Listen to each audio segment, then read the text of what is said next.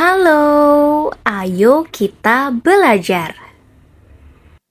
Apakah kamu bisa baca pikiran orang lain? Jawabannya tentu tidak ya. Manusia sebagai makhluk sosial akan selalu berinteraksi dan membutuhkan bantuan orang lain. Maka diperlukanlah pola berkomunikasi yang baik untuk bisa berurusan dengan orang lain.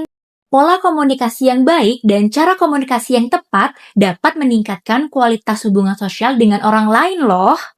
Tahukah kamu, tahap perkembangan usia 15-16 tahun, remaja menengah sedang mencari jati diri dan ingin diakui, belajar mandiri dan mengambil keputusan, peka terhadap pendapat teman sebaya, mampu berpikir logis dan mempertimbangkan akibat, serta yang terakhir, emosi mulai stabil tapi mudah dipengaruhi.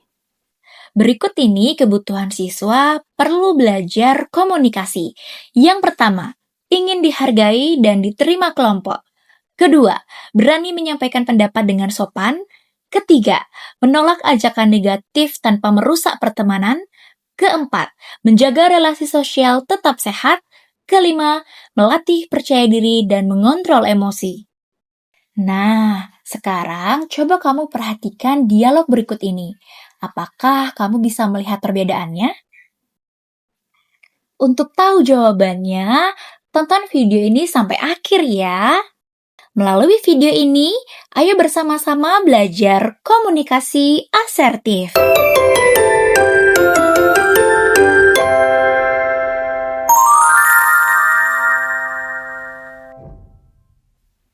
Komunikasi asertif merupakan kemampuan untuk menyampaikan pikiran, perasaan, kebutuhan, dan pendapat secara jujur, tegas, dan tetap menghargai hak orang lain. Gaya komunikasi ini dinilai seimbang, artinya tidak pasif maupun agresif. Seseorang bisa menyampaikan apa yang dirasakan dan dibutuhkan dengan cara yang baik dan tidak menyinggung perasaan orang lain. Berikut ini adalah jenis-jenis gaya komunikasi.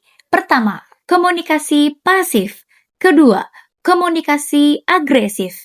Tiga, komunikasi asertif. Kita akan mulai membahas dari jenis yang pertama, yaitu komunikasi pasif. Diartikan sebagai orang yang cenderung menahan pendapatnya dan lebih memilih untuk diam meskipun merasa tidak setuju. Disertai dengan ciri-ciri sebagai berikut. Pertama, tidak berani mengatakan tidak. Kedua, sering merasa tidak enak hati. Ketiga, menghindari konflik sebisa mungkin. Adapun dampak yang ditimbulkan. Pertama, merasa tertekan dan tidak dihargai. Kedua, dipandang lemah. Ketiga, suara hati tidak didengar. Keempat, orang lain bisa semena-mena. Kelima, emosi menumpuk. Dan yang terakhir, diri sendiri merasa tidak punya kontrol. Jenis yang kedua yaitu komunikasi agresif. Diartikan sebagai gaya komunikasi dengan cara memaksa pendapat dirinya atau menyalahkan orang lain secara kasar. Disertai dengan ciri-ciri sebagai berikut. Pertama, nada suara tinggi dan keras. Kedua, kata-kata menyakitkan atau merendahkan. Ketiga, tidak peduli dengan perasaan orang lain. Maka dampak yang ditimbulkan sebagai berikut. Pertama, menyakiti perasaan orang lain. Kedua, merusak hubungan sosial. Dan yang ketiga, menumbuhkan permusuhan atau konflik. Nah, berikutnya adalah gaya komunikasi yang ketiga, yaitu komunikasi asertif. Diartikan sebagai gaya komunikasi yang paling seimbang dan sehat dalam menyampaikan pesan dengan jelas, sopan, dan tetap menghargai orang lain. Disertai dengan ciri-ciri sebagai berikut. Pertama, tatapan mata mantap dan percaya diri. Kedua, nada suara tegas tapi tidak tinggi. Ketiga, bahasa yang lugas dan tidak menyudutkan. Serta, adapun keuntungan yang didapatkan yang pertama, berani mengatakan tidak. Lebih dihargai oleh orang lain, masalah terselesaikan tanpa drama, dan yang terakhir, tidak memendam emosi negatif. Setelah memahami perbedaan ketiga jenis gaya komunikasi, berikutnya yuk kita pelajari tentang teknik dasar komunikasi asertif. Pertama, formula kataku. Gunakan rumus berikut agar mudah dipraktikkan. Kata, K pertama, kalimat pembuka. A. Afirmasi perasaan. T. Tuntutan atau permintaan. A terakhir, alternatif solusi. Teknik dasar berikutnya adalah teknik broken record. Artinya, jika lawan bicara tetap memaksa atau tidak paham, ulangi pesan asertifmu dengan tenang dan konsisten. Berikut adalah metode penggunaan teknik broken record. Pertama, kamu tidak perlu meminta maaf karena menetapkan batasan. Hindari membiarkan emosi mengambil alih diri sendiri. Nyatakan batasan dan keputusan dengan jelas. Abaikan upaya untuk berdebat, menimbulkan rasa bersalah, manipulasi, atau mengubah pokok bahasan. Kemudian, ulangi batasan dengan tenang. Dan yang terakhir, hindari menjelaskan secara berlebihan karena memberi mereka ruang untuk mendobrak batasan diri. Teknik dasar komunikasi asertif berikutnya adalah didukung dengan bahasa tubuh, meliputi tatapan mata yang fokus, tidak melotot tapi yakin. Yang kedua, postur tubuh tegak dan tidak menunduk. Ketiga, ekspresi wajah tenang, tidak marah. Dan yang terakhir, suara jelas, tidak terlalu keras atau pelan. Nah, sekarang kamu sudah mengetahui perbedaan gaya komunikasi serta teknik dasar yang dapat digunakan dalam menggunakan komunikasi asertif.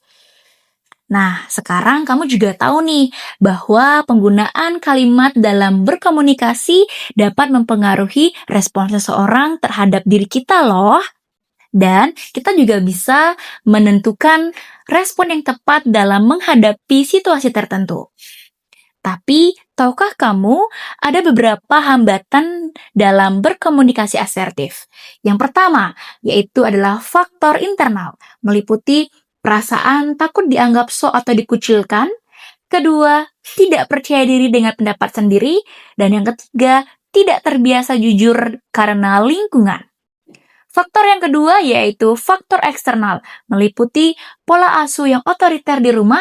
Kedua, teman sebaya yang dominan atau suka mengintimidasi.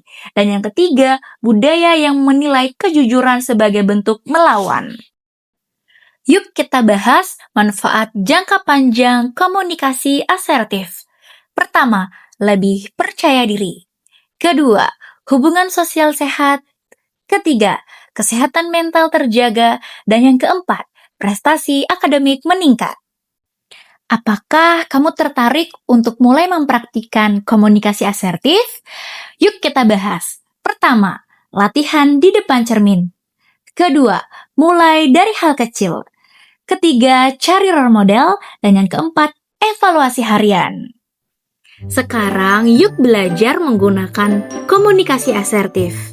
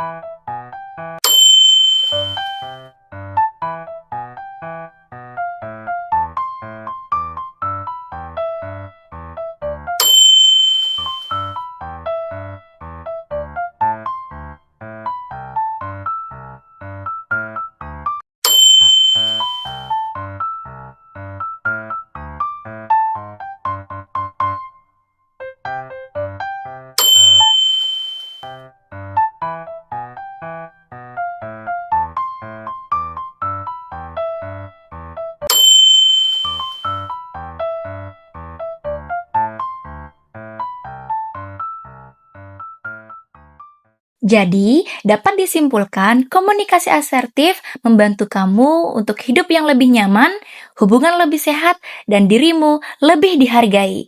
Berbicaralah dengan tegas bukan berarti egois, melainkan adalah bentuk penghargaan terhadap diri sendiri dan juga orang lain. Yuk berbicaralah dengan bijak karena suara yang sopan selalu lebih kuat daripada teriakan.